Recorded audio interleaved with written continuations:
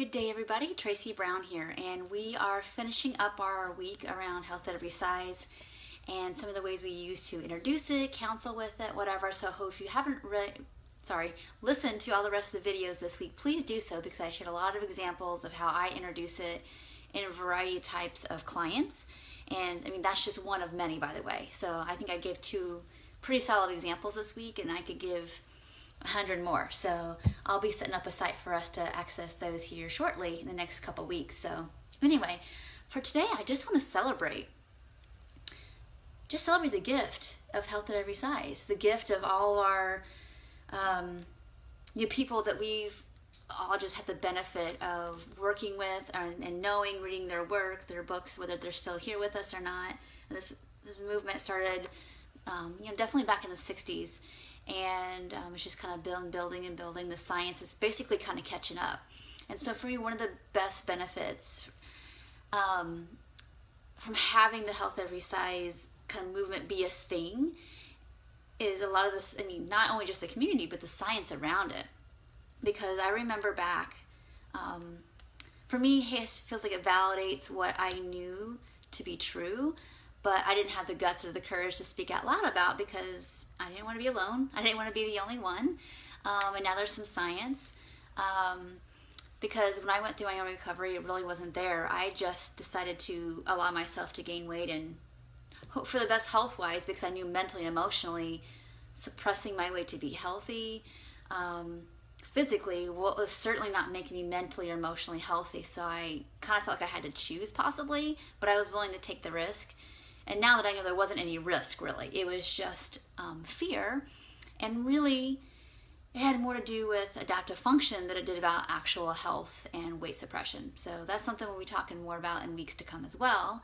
But I sprinkle it all the time in the work we're doing here. So anyway, what I want to say about health at every size has been just such a gift to be able to tell a couple stories. So I remember, and these both came on the edges of when I started doing intuitive eating started to do it my senior year of college. So this would have been like 1999, 2000 for sure. And I still kind of had a foot in both camps at the time. But I remember being in class, and I've told this story in my one of my groups, the decoding skills group, or the 12-week class, is that I had some friends, and I was really lucky that I went to a school that had some diversity. We had some guys, I think we had a couple people of color, I think, and it was actually a pretty rural area as well. So anyway, there's just a big variety of people of shapes and sizes in my kind of like soon to be graduating class. We had some variety, which is awesome. And we were sitting around in a nutrition counseling class, and had to basically, do a food journal and then review your friend's food journal. So I'm sitting in my little group with my 4 or 5 friends that I hung out around with. And the thing is, like, I spent a lot of time with these people. And one of them I'm still friends with today, but we spent time together, eating meals, traveling places, going on like little weekend road trips, doing stuff. So I see people eat, not just one meal, but breakfast, lunch, dinner, snacks, drinks, whatever. And not one of my friends had really maybe one kind of had some restrictive tendencies for sure, but when it came to like being social, she ate. It wasn't a huge on her own, it was an issue, but with friends and being social, she ate and drank merrily, kind of thing. But anyway, I'm with these people, and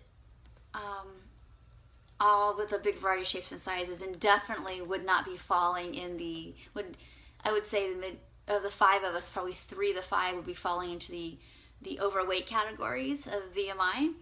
But I spent lots of time with them, and moderately active people, and ate a big variety of food kind of people.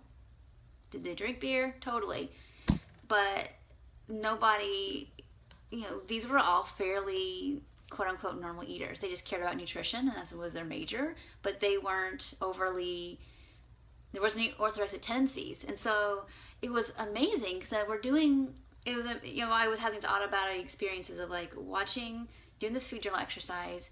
And, from all the MNT classes, we're supposed to lecture on, or not lecture, but guide our clients on like healthy eating and all these risk factors. Well, my friends had the risk factor of being in a larger body, apparently, and I'm supposed to counsel them look at their food. I'm like, look at their food, like, there's not much to change. They're just pretty normal eaters. I mean, could you tweak things occasionally? Well, all of us probably could, if that was our desire, but there was nobody you could suggest that like had this horrific intake, whatever that means. Again, I'm just using the language of the old paradigm to speak about this, is that like nobody had horrific eating, and it wasn't, and my eating was no better. In fact, probably the five of us, mine was the worst, and I had the smallest body size. It's just that I know my eating was still working on being less chaotic, either restrictive or binging.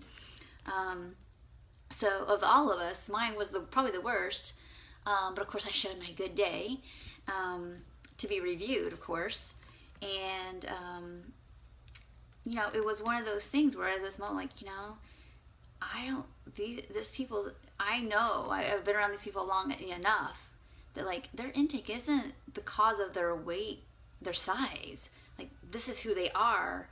And their eating might impact out on a smaller percentage level, but it's not going to radically change their food if they were to, like, instead of eating 4 fruit and vegetables a day or 3, they're not going to radically change their size if they went and ate 6 servings or 7 servings a day of fruit and vegetables.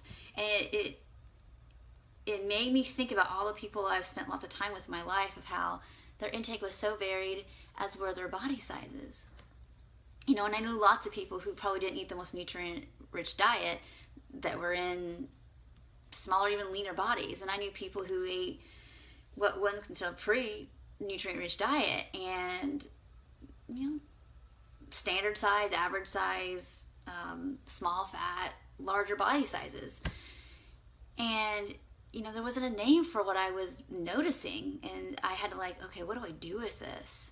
So basically, the rest of the year I just played the game to get my grades and get out. Same thing with the internship. And what Haes has offered us is to have a framework and a language for kind of what we've known to be true, without the overlay of all this nutrition, healthy eating, blah, blah, blah. So, and it seems like what the requirement is for people, you have to look what we deem to be healthy to actually be healthy. That this allowed me personally to have this microphone and this megaphone that I shout nicely, gently, of course, to my clients, because, we don't want to blast anybody with the first session here, change how you think about everything, but get them to notice. And I share this story a lot with my clients. It was kind of an awakening, but it also felt like it's something that I knew before I ever learned much about nutrition, actually. I just saw people eating a big variety of food. I was lucky to be around, and I think I was lucky to have those observations as a kid prior to my eating disorders. See, my family eats a huge variety of food, sometimes really nutrient dense, sometimes not, and it doesn't seem to be changing people's body weight. Now, what I noticed that changes people's body weight were stress. I'm just thinking from my family, it was high intensity of something going on in life, unresolved stuff that they weren't looking at that caused eating, I call adaptive strategies, and dieting. That's what I saw impacted people's weights, not their nutrient intake.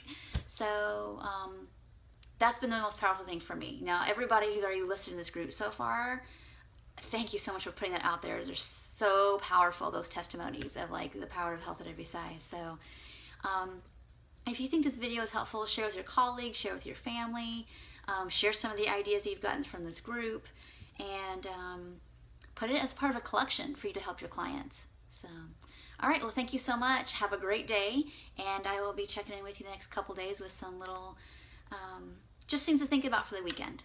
All right, well, take care and have a great day.